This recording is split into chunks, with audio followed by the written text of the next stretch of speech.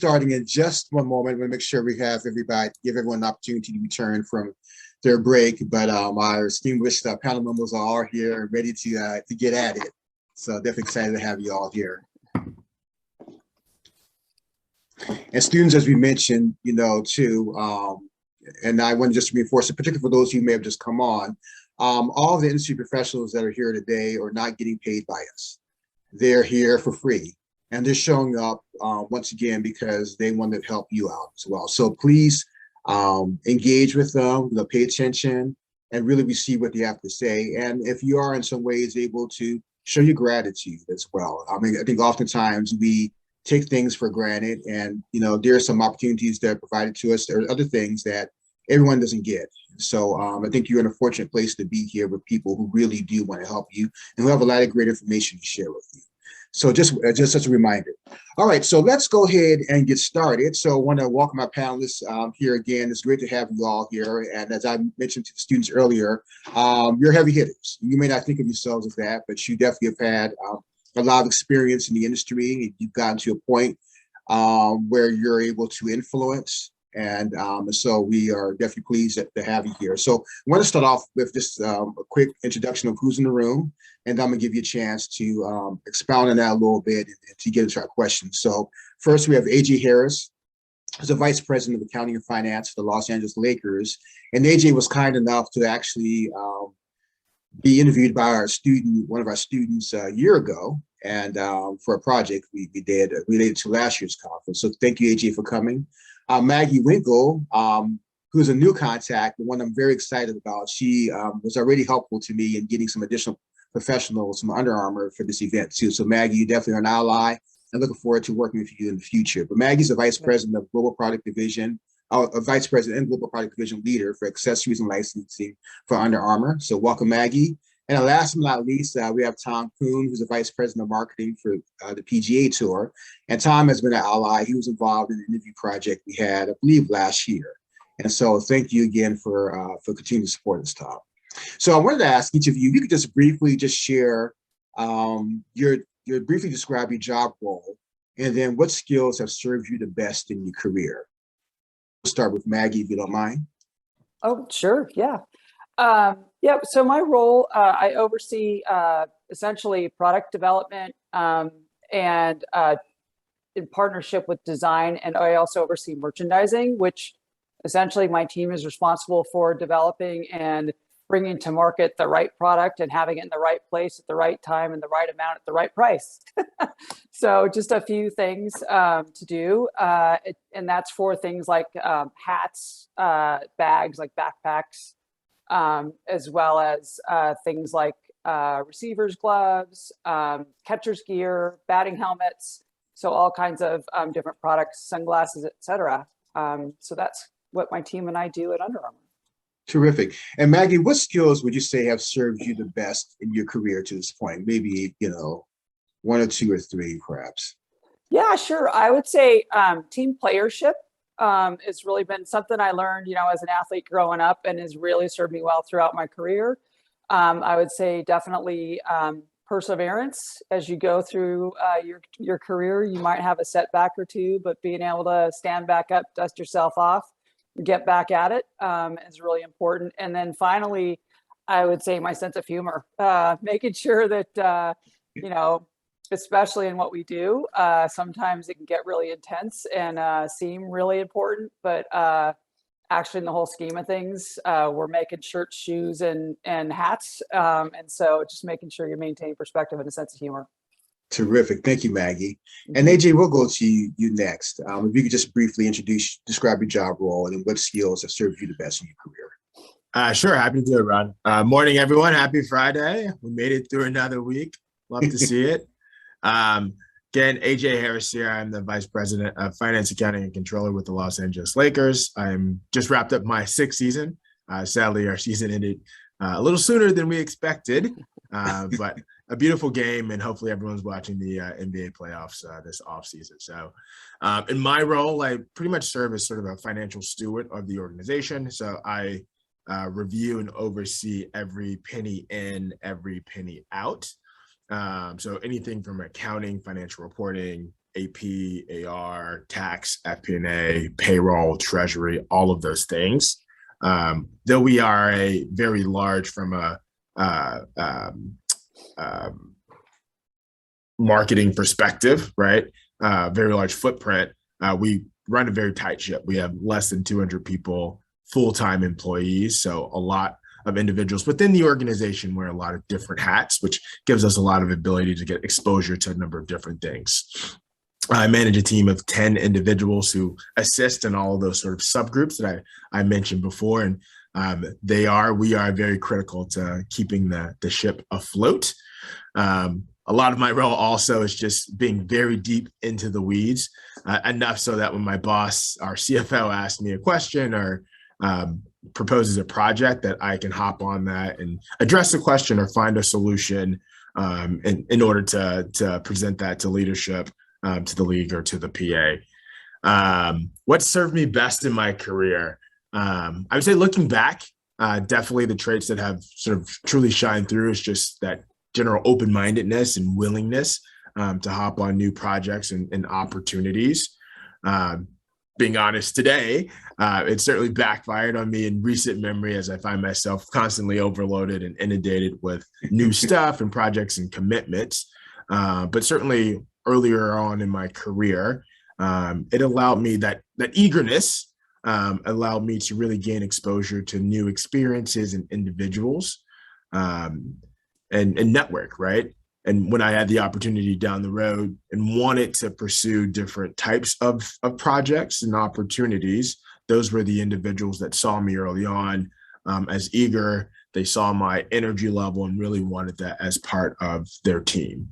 So that was great for me. And then, of course, as Maggie mentioned, that resilience. I mean, that's a big one, right? I've fallen short in my career in the past and certainly have the potential to do so in the future, right? We'll miss the mark a few more times, but we learn from those failures. And it's just important that we sort of display that ability to avoid them moving forward and not repeat the same mistake. So that's definitely a big one for me as well. Terrific. Thank you, AJ. And Tom, how about you? Hello, everyone. So my primary job is I lead up marketing and media strategy for the PGA Tour and all of its brands. So the PGA Tour is the best known, but we have a portfolio of about 12 brands globally that we grow and develop. And then I have the privilege of being able to work and spend a good amount of my time on a couple of passion projects. So one is when I think I first met Ron originally, but I'm heavily involved. The golf industry has a industry-wide DE&I initiative, which I'm leading up the marketing and communications efforts for, where the whole industry as a whole is trying to make great strides in the DE&I area. We have a lot of work to do, and we're coming together as an industry and doing that work. And then also most recently this past year, leading up the tour's mental health and wellness programs for all of our employees. So, and we got that kicked off the ground. So from a skills standpoint, it's interesting. Funny enough, my undergraduate degree was in mechanical engineering, which obviously I don't do now. My party joke is I could have been a rocket scientist, but I chose to be a marketer, which usually leads to some interesting conversations. But engineering is hard, but one thing it teaches you, regardless of which discipline, is how to solve really complex problems. And what I found is that has been tremendously useful in the business world, and I've relied on it my whole career. And was a really great foundation for succeeding in business. And then another piece of that, obviously, that's related is data-based strategy development and problem solving, which obviously in today's world comes in very handy as well. And then similar to Maggie and AJ, I can thank my parents for some of the things that have certainly helped me, work ethic being one of them and sense of humor being the other. Because you need them both as you proceed through your careers and through life. So terrific. Thank you all for sharing. I just wanted to see if I could recap a little bit of what you all shared. So definitely heard perseverance, sense of humor a couple of different times, being open-minded, to jump on new projects. But I would say, I guess the AG's point, having a balance about that is, inundated. Eagerness, networking, problem solving, obviously, and every employer is looking for problem solvers, really bottom line. Work ethic, of course. And so thank you all for sharing those. So as you are imagining, maybe putting yourself in the student's shoes and understanding what you learned throughout your career, what should students do now? I guess in terms of what types of skills, whether it be technical skills or soft skills, should students be focused on developing at this point to help them to break into the industry and hopefully have sustained success? And so anybody can jump in and tackle that. I'm happy to jump in. I would say, putting myself in a student's shoes today, one of the best things that I can help them break through, I think, is really developing their communication skills and their communication style in order to really help their personality come through and break through. As much as technical skills and capabilities and book smarts are very important to what they bring to their role. One of the other critical elements in a hiring decision is going to be fit, right, within an organization, like whether or not a teammate, depending on if you're looking for more diversity, understanding what that teammate can bring from a mindset, a personality and background, as well as their skill set, is really important. Or if you're looking for somebody who, for a particular project or role, has more similar background and skill set, being able to articulate that and show who you are is, I think, really critical in taking that next step in your career. Thank you, Maggie. Tom and AJ, anything to add to that? Well, just quickly echo what Maggie said. Communication is huge for us, both bottom up and top down, right? So being able to concisely communicate to both your direct reports as well as your managers, senior leadership, executive leadership, and ownership, all of the various stakeholders you'll interact with in any organization, even outside of sports, but also just general preparedness, right? We all go through the interview process and have all of our sort of stock answers and standard answers. We work on our resume, we vet it, we get a number of different eyes and ears on it, and work through all of the resume type of things that we go through. But that should continue. You should continue to advance in your career, always thinking to be prepared for that next meeting, that next project, right? Going into the room, knowing what you want to convey and being able to do that in a concise manner, having your decks prepared or your reports prepared that are clearly outlining, again, what your takeaways are, what your thesis is from that perspective. And that shows that you are committed, that you have that eagerness and that passion around your job and your commitment within the organization. Terrific. Yeah, and then all those points are great. Communication is critical. The way I think about this, and it translates into how we do recruiting for my organization, hiring, right, is the sports industry. Let's face it, it's a lots and lots of people want to be in the sports industry, so it's hard to break through. It's hard to get into it. So you have to have demonstrated academic success in whatever discipline you're in that they're hiring for. But beyond that, so that gets you into the conversation, gets you into the room or the interview. But when I think about your generation of students coming out now, it's crazy to think about, but you're going to have to solve problems that don't exist yet with technologies that haven't even been invented yet. And you're probably going to have to do that over and over, right? So nothing you're studying in school right now can prepare you for that because things are changing so fast. So what we look for is demonstrated leadership skills. And I heard some of the prior session about resume building. I thought there's some very good points there related to this. So what have you done in your life that demonstrates you can be a leader or have potential to be a good leader? And then what can you demonstrate in terms of learning aptitude and adaptability, right? Because we don't expect people to have all the answers at your stage in life, right, where you're coming out of college.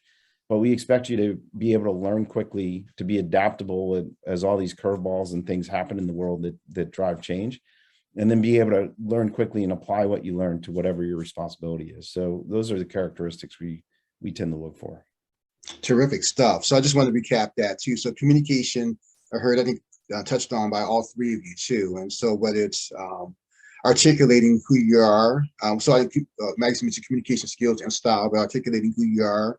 And then I heard, communicating from the bottom up, top down. So being able to communicate, probably across to your peers, the folks working beneath you, the folks working above you.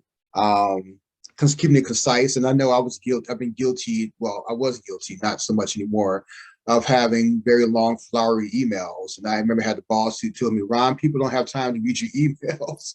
And so I had to learn, to really make my emails more concise and to the point. So whether you're communicating verbally or in writing, it should definitely be concise.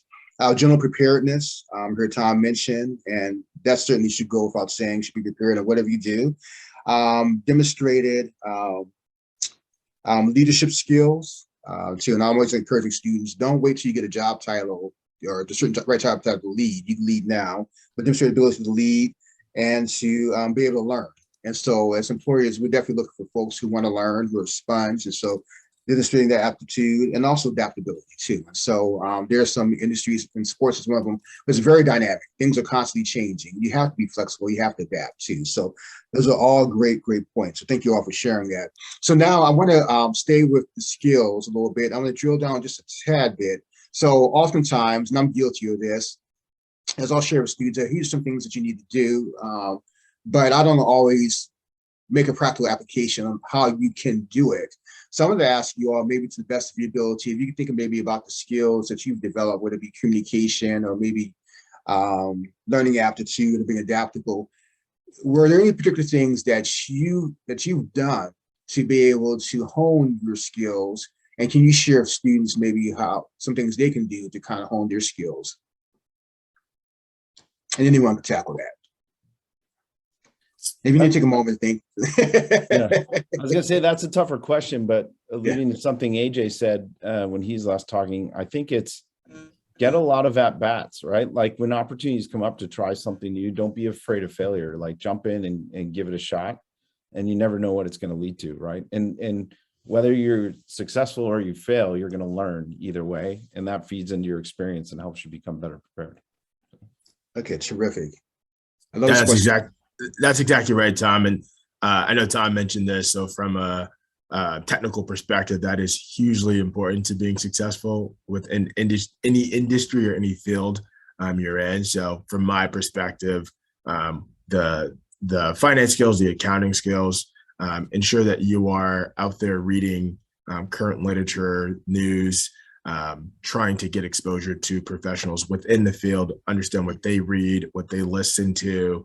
I listen to a number of different podcasts and try to read and absorb as much as possible, look up things when you don't understand them, go through financial models. There are all of these types of things in the specific disciplines that we're in that we should try to, that I don't stop doing, that we should all start doing it at any age, the younger, the better, and really just get into that routine in order to better prepare ourselves for that next step.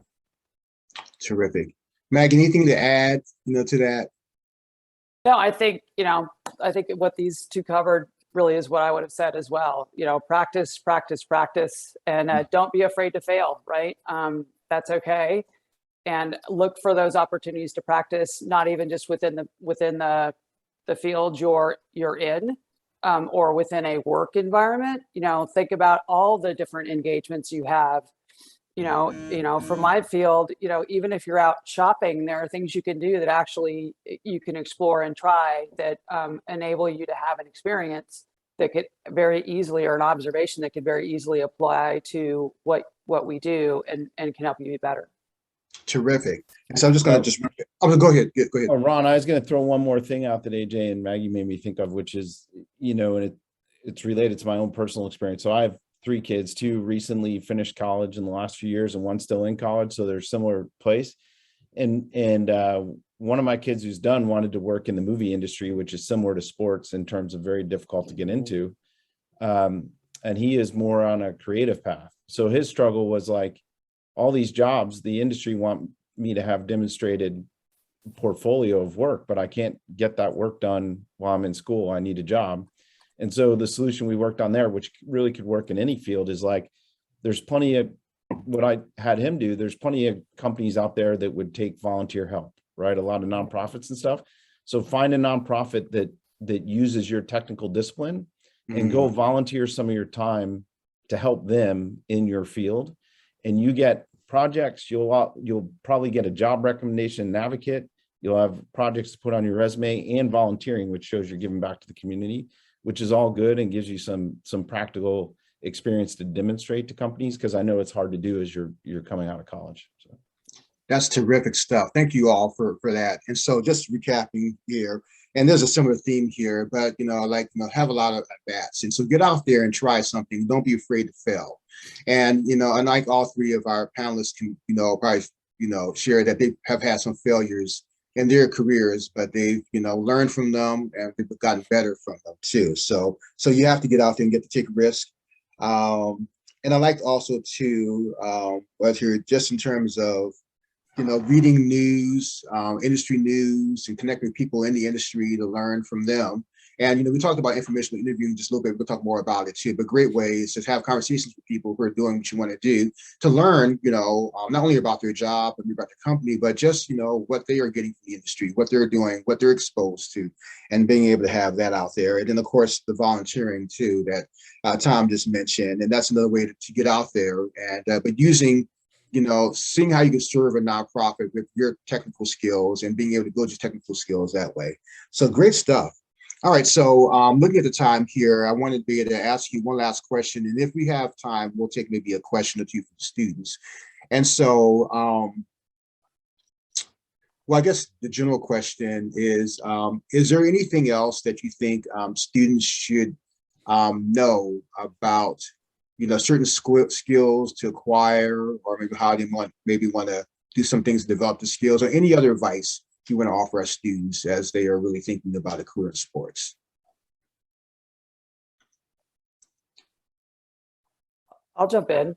I would say, be really passionate about what you do, because, again, it is a bit tough to break into, but that helps really fuel that fire that gets you that perseverance. It also helps, I think, really come through again in your communication. And it really, I think, helps drive what makes you within the industry as and really whether it's this industry or another one you pursue. But I think that's a really important thing. And then sort of on a very different note, maybe one quick interviewing tip that someone once shared with me that has really served me well is when you're thinking about answering or preparing things you want to share during an interview, think of the acronym CAR or SAR. And right, so this is a good basic one, and maybe you already have it, but think about the situation. What was the action you took, and then what did it result in, and what did you do about it, or what was the challenge, the action, and the result, and what you did about it. And in those cases, don't be afraid to use an example where you may have failed. What it's about, kind of to some of the things that have already been shared by AJ and Tom, is what did you learn and what did you do about it? How did you pivot? How did you react? Or how were you resilient in the scenario? So sometimes sharing a failure is actually a really good win to show, your thought process and how you bounce back. Terrific, Maggie. Thank you. Tom or AJ, anything you want to ask in terms of parting advice? Oh, for me, I think so. Obviously, I imagine AJ and Maggie are in a similar boat. Like, we probably get approached by a lot of people from a networking standpoint who'd love to get into our respective industries, and like I said, it's really hard to do, but don't give up on that. My advice would be, and what I tell a lot of people, is expand your definition of the industry, because it's helpful. So if you want it, I can speak to professional golf the best, but it really goes to all the professional sports. And I'd imagine the major, globally known apparel brands too. You can start, if I take golf, for example, a lot of people want to work for the PGA Tour because it's the professional global league. But if you look at golf as a whole, you can work for individual tournaments in local cities that are on the tour schedule. You could work for the various apparel makers that make golf apparel. You could work for the equipment makers that make all the equipment and balls, and you're in the industry. And by that nature, you start to meet people in the industry and view it as a series of steps. So if your destination is the NBA or the NFL or the MLB or PGA Tour or Under Armour or any of the others, who else do they work with, who's in their ecosystem of partners and companies that they utilize, and do those companies need your same set of skills? And then maybe if you can't get into your dream destination right out of school, how do you get into a company within the industry, and by the nature of your work start to meet people and work your way towards that goal? Terrific stuff.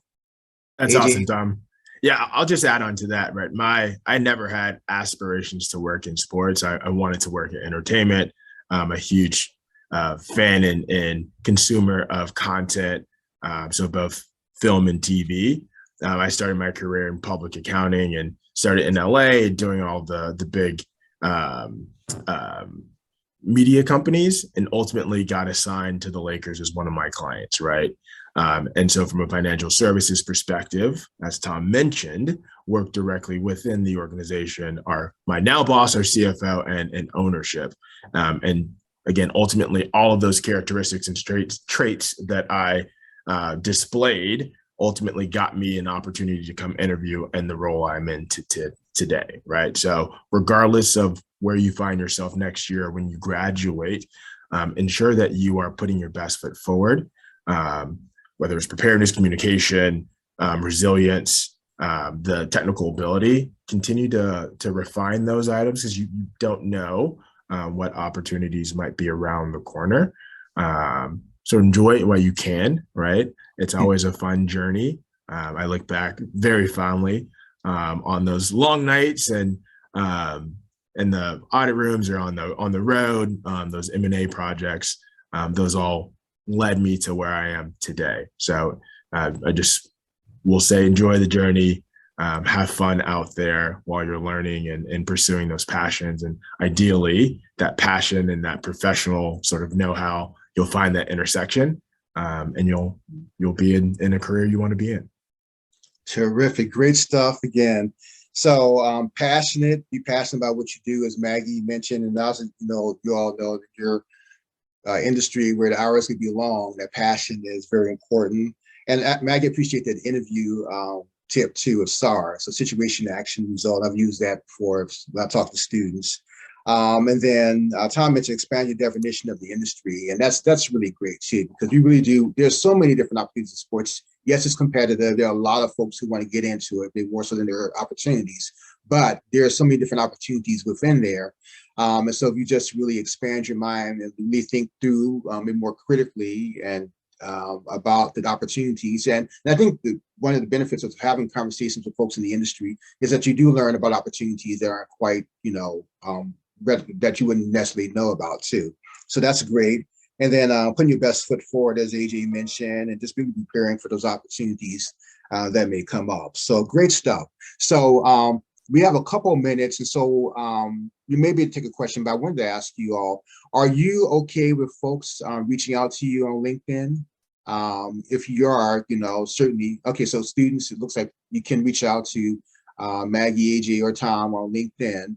And folks, if you want to share your contact information in the chat, you're more than welcome to do so. It's not mandatory, no obligation, but if you feel like you want to do that, cool. But in a minimum, students can reach out to you on LinkedIn and hopefully maybe have an informational conversation with you. And so I think maybe let's take one quick question. We have to make it very quick. So does any of our students have a question that they want to? Okay, so Mark, can you just take yourself off mic and ask your question real quick? Yeah, of course. Thank you guys for meeting. AJ, I just had a quick question for you. Sure. So you said you had a bunch of opportunities to hop on different projects. Did this give you more opportunity for like internal promotion because you were able to showcase your talents and, they see your opportunities, you could fit somewhere better because, you did this and showed the extra, went the extra mile? I don't know if it directly led me to more internal promotion opportunities, but certainly improved or increased sort of the volume of my toolbox, right? As I look to potentially navigate a large firm like Pricewaterhouse was. So look at the various lines of service. So whether I wanted to stay in entertainment or go more into due diligence, advisory, things of that nature, I looked at it more internally, sort of how I developed myself. But I'm sure there were some aspects of that were sort of byproduct of just getting exposure to different teams. I think the other thing I would just add is, in addition to advancing your portfolio skills, which is awesome, and definitely, again, really helps you on your journey, because you never know when you're going to need something that you learned in that random project you worked on. But also, just anytime you can expand your network and advance your relationships is a really important thing too, because you just never know during that journey you're taking when someone's going to come back around. So it's really great to have that opportunity to expand your network and build those relationships. And always remember to be nice to everybody, because again, as hard as this industry is to get into, it's pretty small, and you do come across back around the same people, and it does pay off if you can really, try and make sure that you're, you don't have to be best friends with everybody, but that you're professional and nice with everybody. Terrific. Well, great way to end our panel. And yeah, those relationships matter. You don't want to burn the bridges. And just simply be nice. It's not hard to be nice. Nope. All right. So I want to thank AJ, Maggie, and Tom for this time and just all the great information you gave. I wish we had more time, but definitely looking forward to connect with you all and having you back again in some future activities. But students, they are open to you reaching out to them on LinkedIn. So certainly feel free to do so. And I can tell you from my interactions with them, they're fine people and they really do want to help students. And so take advantage of that. All right. So you all have a good rest of the day, and I'll definitely look forward to being in touch. And Maggie, I guess I'll probably see you. I may see you at some other point, but take care. Take care, everyone. Thanks for the opportunity. Take care. All right, so folks, we're going to move into our next panel. And so winning with character. And so this is going to be closely related to skills. And so our previous panelists talked about skills, but they also mentioned some character traits. So we're going to do a deeper dive into character traits and qualities that are really essential for success in sports. And so I wanted to introduce our panelists. And so first of all, we have Catherine Crone, who's the Vice President of Business Development for ASM Global. And Catherine, are you on by any chance? Okay, so we'll give her a moment. Next, and Paul, I may butcher your last name, so I apologize. I should know it by now. Is it Paul Dobish? You nailed it. Okay, perfect. He's the Senior Director of Operations at NBA Digital Turner Sports. And Paul's been one of my favorite contacts. He's been very, very helpful to me in some previous projects. So Paul, great to have you on. And looking forward to lay eyes on you even virtually. So yeah, finally, right? Mm-hmm. And then last but not least, we have Zach Malin, and Zach's the Director of Content, Business Development, and Innovation for ESPN. And Zach, I think I saw you pop on. Zach, are you on by chance? Okay, I think I saw Zach on. So one thing I'll say about Zach. So Zach unfortunately had a personal emergency, so I'm assuming that he's still on. He was only going to be able to be with us for a few moments, and so I know he's apologetic and really wanted to be able to share it. But so we're going to be flexible with him too. So Zach and Catherine, are either of you on at this point? Folks, give me just one moment. I'm just going to check something real quick. Make sure we have everybody in tow here. Give me just one moment to make sure I'm not missing anything. Okay. All right. Well, Paul, this may be your show. I'm sure that Zach, obviously, you know Zach's situation, and Catherine is probably trying to get on. So we may just go ahead and get started with you. And I know you have a lot to share. So, or Zach, if you are on, definitely let me know, and we'll definitely integrate you into the conversation. And so, Paul, if you wouldn't mind just sharing with the students a little bit, just maybe briefly describe your job role, and then I guess I would say, well, let's start there. Just briefly describe your job role. Sure. So mine's a big one. I actually run 4 different teams, digital teams at Turner Sports in joint venture with the NBA. So the easiest way to look at it is, all the ways you can consume NBA content that's not an actual broadcast is basically what my teams work on. So everything from live streaming of games to VOD assets to live scoring, games. Basically, I run 4 teams. So I've got the platform operations team. So there's like a platform operations manager for mobile, one for web, one for connected device. I've got a live event operations team. So anytime there's an NBA game going, we've got folks in a room with eyes on glass, supporting about 30 different individual devices and operating systems. I also have customer service and team sites and a what we call a kind of a premium, although this is, I think I just named 5, but it's a smaller team, a premium, what we call premium video operations team.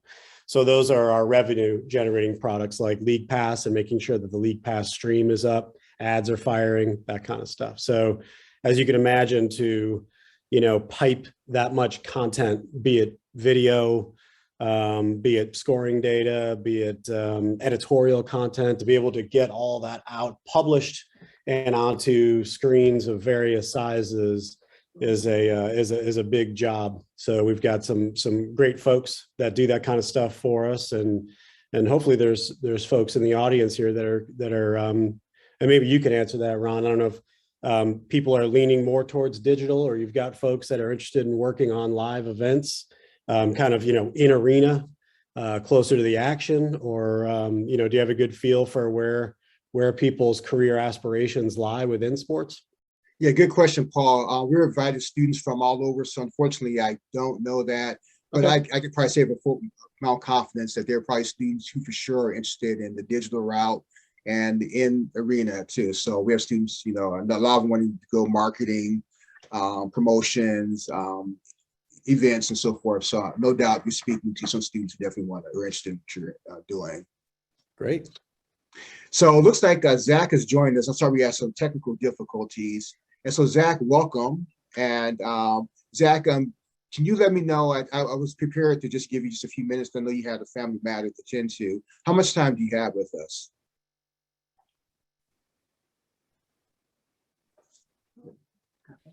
Okay, so I think Zach was on, and Zach, let me just see here. Okay, so I think Zach's coming back on. So unfortunately, he's having some technical issues. All right, so folks, just bear with us. And, you know, once we talk about adaptability, so we all have to be adaptable, but we're good. So Paul, could you, and let's do this. So students, any students who are interested in the type of work that Paul is doing, go ahead, put in the chat so he can see. And it's certainly, you know, you can reach out to him. We're going to definitely give our panelists an opportunity to share if they're good with you, connect with them on LinkedIn, but he may be able to respond to some of what you put in the chat. But yeah, certainly put in the chat and give interest in that, or any opportunities of Turner. Yeah, and it's fine. Obviously, looking at the agenda and the way you have things structured, it's great, because even if you aren't necessarily interested specifically in a job in digital, a lot of the character traits and, you know, give it like the last panel, the skills, very similar across the board because of the sports industry and what's required of employees as far as being available. Obviously, sports isn't a 9-to-5 job. Games don't happen between 9 and 5 like a lot of other jobs, right? So you don't just get to, you know, walk out of the office and go home and forget about it until 9 a.m. the next day. So that's probably one of the biggest things. But, you know, I'll leave it up to you, Ron. I mean, how, you know, you want to fire off some questions, or you want me to just start talking, or however you want to do it? Yeah, I appreciate your flexibility, Paul. I think Zach's back on now. So Zach, okay. Can you hear us? I can hear you. Can you hear me? Yes. You're perfect. Terrific. Okay. So Zach, tell me how much time can you afford to spend with us at this point? We're going to say you have a family matter. Oh no, I've got until 1:45, and I'll also be on your 2 o'clock, Ron. I'm just driving back into the office after dropping off my daughter. So I'm sorry you couldn't hear me before, but you'll see me in 10-ish minutes. Okay, perfect. Well, Zach, thank you very much, especially continue keeping your commitment under circumstances. And students, once again, this is just another example of how dedicated these professionals are to you. As I mentioned a couple of different times, they're showing up to help you. These are folks who are very busy, folks who could be doing a lot of the things, but they aren't getting paid for this, but they're here for free because they really want to show you. And even though there may be some other things happening, they still wanted to keep this commitment. So Zach, thank you very much for, you know, keeping your commitment. So Zach, if you could just start by just sharing briefly what your job role is. Yeah, for sure. And one, thanks everybody for making the time to listen to what we have to say. So I work on our ESPN Business Development and Innovation Group. So we have the mandate to push forward ESPN into innovative strategic partnerships that can be both internal kind of assessment of how we can push forward technology, as well as third-party technology partnerships. So the big focus right now is in Web3. I think some of you may have seen that we just enacted an NFT agreement with Tom Brady and Tom Brady's NFT company. That's one of the pillars that we're trying to pursue in this area of Web3. And we're trying to evaluate a lot of other things within virtual platforms and VR and everything else we can capitalize on for Web3. Terrific. Thank you for sharing that. And Paul, my wife put in the chat, looks like there are a lot of students who are interested in what you do. I saw that. So very cool. So next, and let me just do a quick check-in. Catherine, are you on by any chance? I have to make sure I'm able to agree if she's on. Okay. So so next, Paul and Zach, I wanted to ask you to talk about why character matters in your perspective. So, oftentimes in events like this, professionals will touch on skills and they'll talk about leadership, teamwork, and things of that nature. So it's really about technical skills and sometimes soft skills, but I don't personally hear as much about character traits. And from my understanding of working in your industry, you have to have certain character traits like resilience and perseverance and flexibility, adaptability, and things of that nature to be successful. So can you just share why character actually matters for a career in sports? And anyone you can jump in to tackle that. Zach, you want me to take that one? You want to go first? Yeah, go ahead, Paul. I'll follow up. Okay, great. I would say, well, first of all, character always matters, right? Why it matters, especially in sports, is because a lot of the things that Ron already just mentioned, adaptability for one, right? So as I touched on earlier about this not being a 9-to-5 job, we rely on our teammates more probably than any other industry, I think, because of the fact that it is, let's face it, sports are live, anything can happen, right? And you have to be able to adapt and adjust in order to, could be anything from protect the fan experience, maintain revenue or business continuity. If there were to be some break and now all of a sudden you're not serving ads and generating any revenue off of this, there could be a catastrophic event that happens, meaning like an injury or something on field and you need to adjust. So we rely on each other an awful lot, because unlike maybe where you're working in insurance and everything is planned out and everybody knows their roles and stays in their lanes, sports isn't like that, right? You never want to say, and you never want to hear from someone else, that's not my job.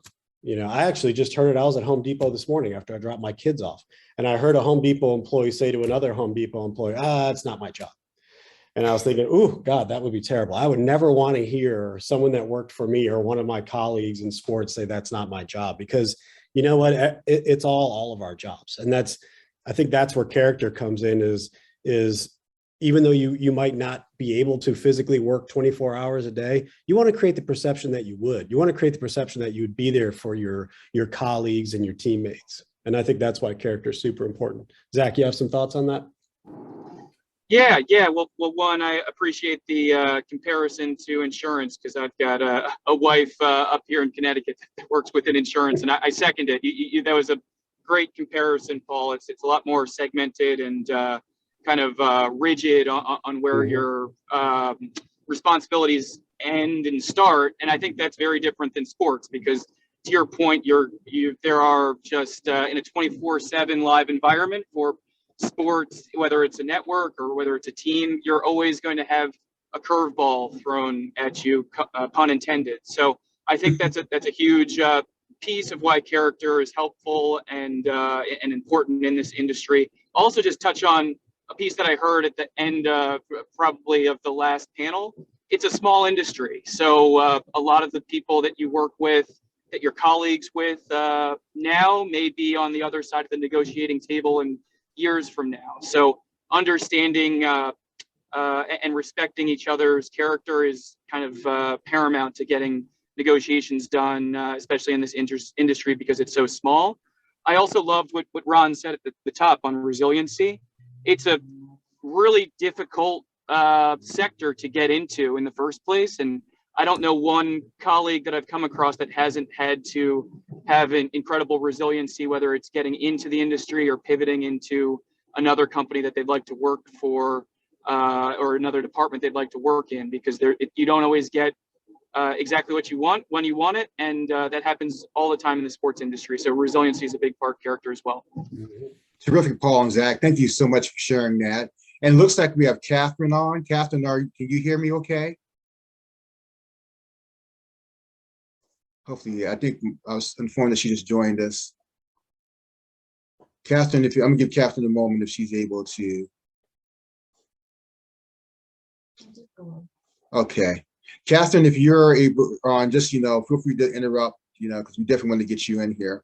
All right. So next, Paul and Zach, wanted to just ask if you could share, you guys talked about, some, the character traits, cited some few character traits, but if you can share maybe what's worked best for you. So you worked for a while, and, what character traits particularly, have served you well in terms of your career?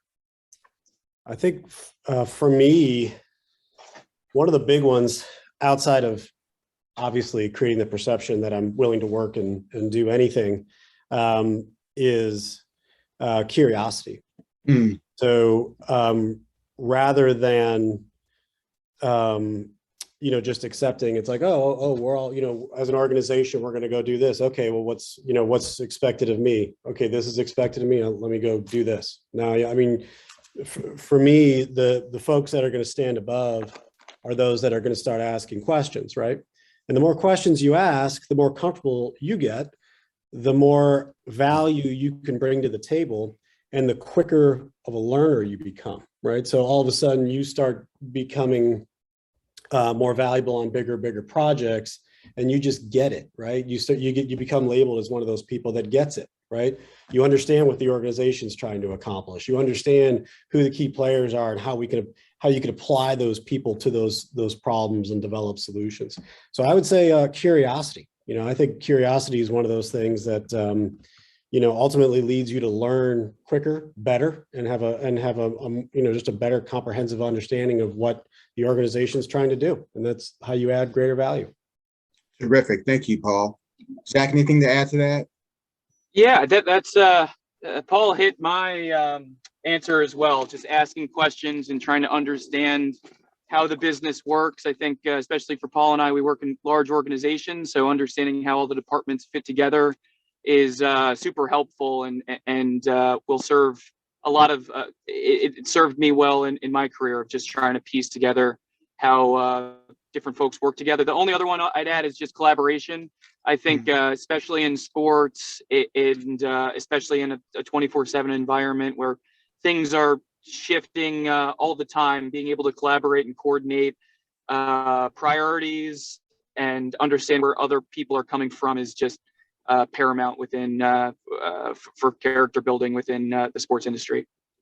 Terrific. So just a quick recap, so going back to what Paul mentioned to the last question and this new question, but creating a perception that you're willing to do anything to work is definitely important. And curiosity, and it was great that you both touched on that too. And I know more and more employers are looking for that, and so being able to ask questions and really seek information, research, that's definitely valuable. And then like what you said, Paul, too, about having that curiosity, how to make you a quicker learner.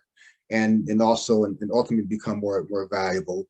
And then Zach obviously added in that collaboration too. And so yeah, we're more connected than we've ever been, I think, in history, through the technology, especially with what we had experienced in this pandemic.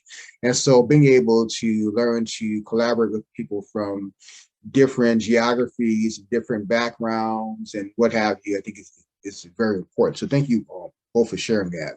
I'll do a quick check-in to see. Catherine, if you're on, feel free to interrupt and let us know that you're here. So next question I'm going to ask you, and you may not have an answer for this, and that's okay. We can always move on. But I wanted to ask you if there are any particular character qualities that you feel are underrated. And what I mean by this is that I'm a big believer in people being nice. So one of our last panelists ended the panel about just simply being nice to people too.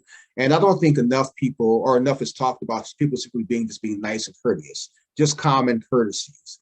And so I think being nice is underrated personally. So I'm going to ask Paul, Zach, are there any other character qualities out there that you think are underrated that people don't maybe talk enough about? Sure. I mean, you hit the big ones. I don't know that it's not, maybe these days it isn't talked about enough, to your point. And that is, people can tend to get hung up on needing the right skills for a job, when what they should be focused on is, are people, or do people want to work with me? People, you're going to rise quicker in an organization. You're going to get the jobs you want if people perceive you as the type of person they want to work with, right? It's, I mean, we're not programming robots, right? When you go through school, you're not a robot, right? It's not like the schools can just, oh, what skills do you want? Check, check, check. You have all those. You show up the first day at work and you have all those skills. A lot of skills are going to be learned on the job. I work in operations. Trying to find operations employees, very tough. There's not many people that work in digital operations, right? So what we have to look for are people that we want to work with that have relatable skills that mean that they can do these operational things that we need them to do.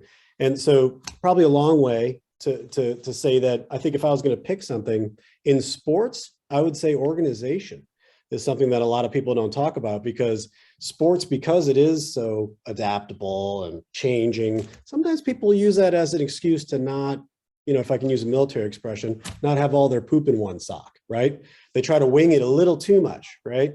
And I think I think if you can be as organized as possible, I think, again, you're going to stand out. So I think that's one of the underrated traits right now in sports is organization. Okay, thank you, Paul. Zach, anything to add to that?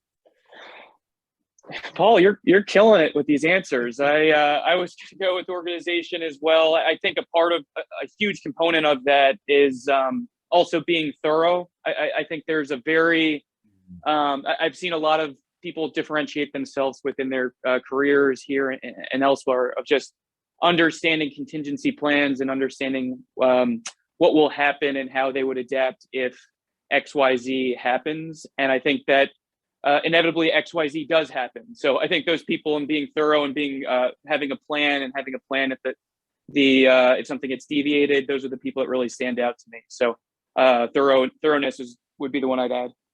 Terrific. So I heard, and I really love to Paul, you led with, do people want to work with you?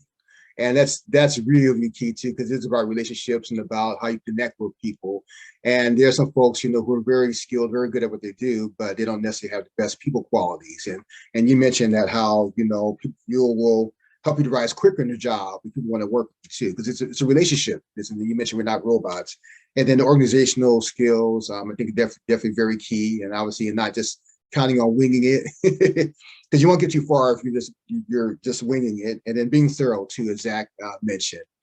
So I wanted to honor some of the information in the chat that students put in answer to a question my wife put in there. She was asking about their character qualities, and I thought this was really interesting. And maybe Zach and Paul want to relate to some of this, but willingness to learn, being coachable, resourcefulness, dedication and passion.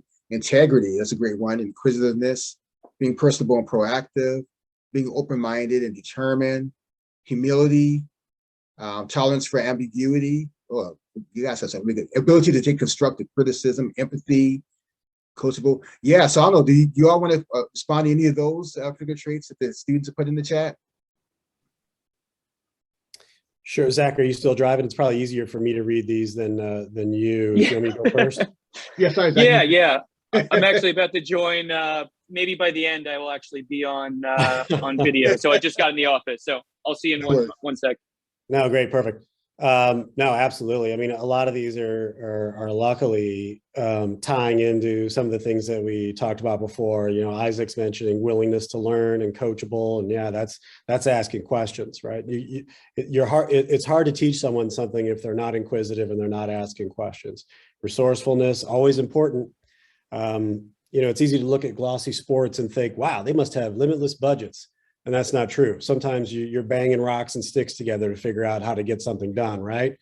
Dedication and passion, absolutely. If you're if you're not passionate about it, it's going to show through, and it's going to look disingenuous. You're not going to have the energy, and you're not going to create that perception we were talking about.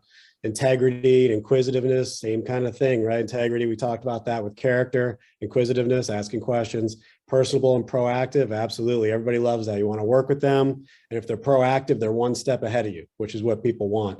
Being open-minded and determined. Absolutely. Again, it comes down to being flexible, accepting of what's coming at you, and kind of knowing what to do next, and determined to do the right thing.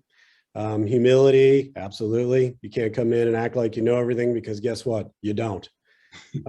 Leadership and tolerance for ambiguity. Leadership's a big one, right? I'm sure you've already been talking about it, Ron, and leadership's not just standing in front of a room and telling everybody what to do, right? It's supporting the team. Mm. So it's doing the work that allows everyone else to do their best work, right? So it's being right there, pulling the team, or being behind them, actually instead of in front of them, pushing them forward and lifting them up. So empathy, yep, everybody's looking for EQ these days, so that's huge. Constructive criticism, absolutely. We're all learning every day. So all those are fantastic. Thank you, Paul. Appreciate it. So we have about 5 minutes left, and so I wanted to ask you, Zach, if you have any parting words of advice that you want to share with the students, just anything that we haven't covered already. Well, I think go ahead, Zach. One good to see you finally, Ron. Thanks for the patience for me to hop on. But I think, and this isn't just a shameless plug for man in the arena, Tom Brady, but one of the things that he's kind of inspired in a lot of people is his the first agreement. I think taking the first agreement and applying it to the way you approach your professional self is super helpful. Those 4 lessons are: be impeccable with your word, don't take anything personally, don't make assumptions, and always do your best. And yes, I have them written on my office wall right here. So I look at them every day, and I think it's a really helpful guide for how you approach a day. And I think it's helpful advice that I try to bring to myself every day.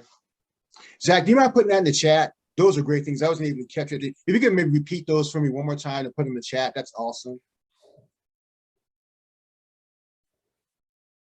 Yeah, you notice none of those were, run faster, be more, have like, better footwork, more accuracy, off the arm. Like it was all stuff about just being a better person, right? So I mean, if I was gonna leave the group with anything, it's definitely keep character top of mind, continue to develop your skills, but be that person, that great person that people want to work with. Terrific. Thank you, Paul. That's a great way to end it. And they're going to be, getting into the industry, as we all know, is very competitive, and there will be folks, who may be equal in terms of their skills and maybe even some of the experiences, but a great separator is your character, the kind of person that you are. And so really laser focusing on that as well as developing skills. And that's a great way to end it, Paul. So, sorry, so we have a couple of minutes. And so I think what I'm going to do is, we may have time for one question, but I wanted to ask Paul and Zach, are you open to students reaching out to you on LinkedIn, connect with you on LinkedIn at all? Okay, great. So terrific. So students, feel free to reach out to both Paul and Zach on LinkedIn so that you can continue to learn, and just maybe set up a time to have an informational conversation and the way to show your curiosity. And, as was mentioned earlier, and you can learn so much from these 2 gentlemen. They've definitely been working for a while, have been very successful in their respective careers. And they're here once again because they want to help students. So certainly take advantage of the opportunity to continue to stay in touch with them. So let's see if we have time for maybe one quick question before our break. So if you have a question, if possible, take yourself off mic or use a raise hand function and ask a question to Paul or Zach, or both. I was wondering if you guys could just kind of go in depth and walk us through what a normal day looks like in each of your roles. Okay, and before you answer, so Julia, thank you for that question too. So we have, that's just a couple of minutes, and so we may not be as in depth as much, but if you can maybe just give Julia just some idea, that'd be great. Zach, you want to start? Yeah, I'll try to be quick. But I think the answer for maybe both of us, Paul, but I'll give here is that every day is different. I think what's helpful to go through a typical day is understanding that, especially in my role in the biz dev side, you're in different parts of the process within biz dev. So it could be everything from contractual to business terms to early stage negotiations to discovery. So I think that different process for the many companies that we're working with is kind of what makes up most of my day. But there's also a huge part of learning, which is part of what I love the most, is that when you're thinking about innovation and you're thinking about who you should be making agreements with or pursuing agreements with, you should be learning about those companies and where the market's headed and think about why we'd like to head that direction. So that's all probably the external stuff. Internal, a part of what I do is represent our content business teams of moving their business into innovation. So I also like to try to understand what challenges our content teams are going through. So I join a lot of meetings and a lot of operations meetings to understand kind of the current challenges and successes within the ESPN business, content business side. And then to try to do this super fast, because the scope of my job is so large. In general, I sit in meetings, I send emails, and then I walk around as much as possible to try to talk to everybody face to face, because I still think there's tremendous value in that. And I will say this, when you feel like you're getting spread out a lot, I've had to employ time management. So Mondays, I would try to focus more operationally, in particular, any events that happened over the weekend that may have had issues that need review and resolution during the week, during normal business hours, review those. Tuesday, I focused on customer service. Wednesday was more the platform operations type stuff. So looking in on roadmaps and that kind of stuff for mobile or connected devices. And then Thursday or Friday was, again, more of a focus on live event operations as we lead into the weekend. So that's basically how I kind of tried to structure my time. Terrific.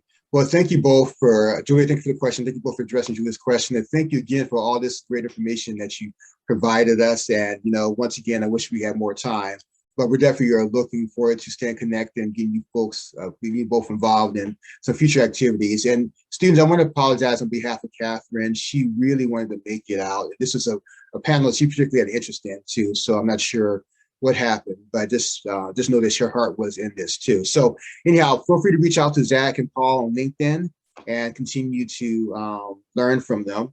And at this point, so Zach, Paul, thank you again. Have a wonderful day. And at this point, we're going to certainly, and students, feel free to show your gratitude to Zach and Paul in the chat as well. They did really great. And so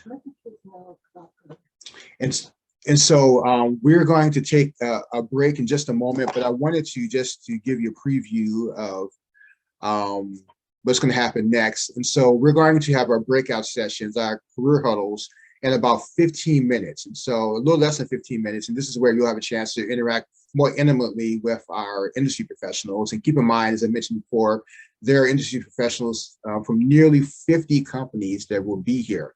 So go to the very top of the chat, and you'll see, if you haven't seen it already, you'll see a link to instructions on Zoom breakout rooms. Okay, my wife is putting in the chat too. So if you find what she's put in the chat, or go to the very top, and you'll find instructions on how to move into a breakout room through Zoom. And secondly, you're also going to see the huddle, the groupings, the huddle groupings, career huddle groupings. And this will show you all the industry professionals that are involved for each of the huddles from 11 o'clock and 11:30, or 11 o'clock and 11:45, and how they're distributed. And so that'll help you to figure out where, which group you may want to go to. So I'm gonna put it up on the screen, but I just want to give you a chance to look those documents, but definitely read the Zoom instructions. You'll be able to move freely into the breakout rooms that are set up that way. Most of you will, but depending on what device that you're signing in on, it may be a little bit challenging. But read those instructions, and then we certainly will move you manually if you're having some issues. All right, so before we go to break, wanted to do a quick plug-in for informational interviewing. We touched on it a little bit, and this is basically spending anywhere from 15 to 30 minutes or more with somebody who's doing the kind of work that you want to do and working with a company or organization that you want to work. And just basically having simple conversations to pick their brains. So How did you get into your job? What do you like about your job? What do you do on a daily basis? What are your work hours like? What are some of the challenges? What direction do you see your company going? What's kept you at your company? What advice do you have for me as a student as I look to get into XYZ job and so forth?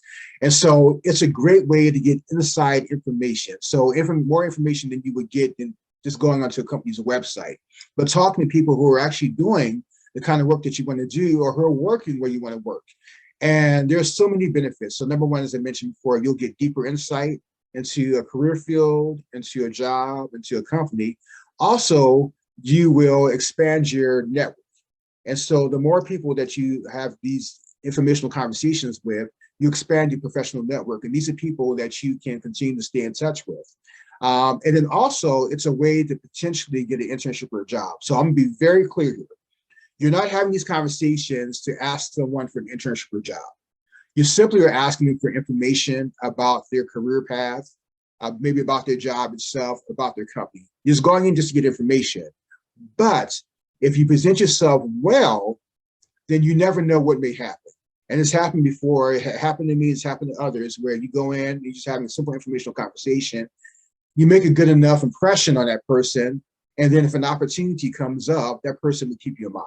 So it's not a guarantee, but it's just, you just never know. So go in at least at minimum to get more information about a company or career that you would get from a website. Use it as a way to expand your professional network. And it's beautiful. So how do you get started? So let's say you want to talk to someone who's on the digital side of digital marketing, and you don't know someone that way. Talk to the people that you know to get connected to people that you don't know. So talk to your professors, talk to your career counselors, talk to your family members and friends and say, hey, I really want to work for Turner Sports, or I really want to get on the digital side of things, or I want to figure out how I can carve my niche as an entrepreneur in the industry. Can you help me find people like that I can talk to? And then it's, people, hopefully people will know. If people don't know, then they may think of somebody else who can help you. But you want to always make that ask. Secondly, you can always reach out on LinkedIn. And that's why I talked about LinkedIn earlier. It's a great platform to get connected with people. And so, definitely, use LinkedIn as a way to get connected. So anyhow, that's my plug for informational interviewing. So I'm going to go ahead and